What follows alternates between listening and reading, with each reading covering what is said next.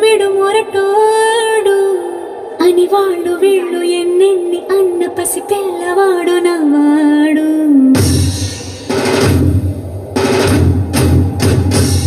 విడు ముండోడు అని ఊరు వాడ అనుకున్న గాని మహారాజు నాకు నవ్వాడు.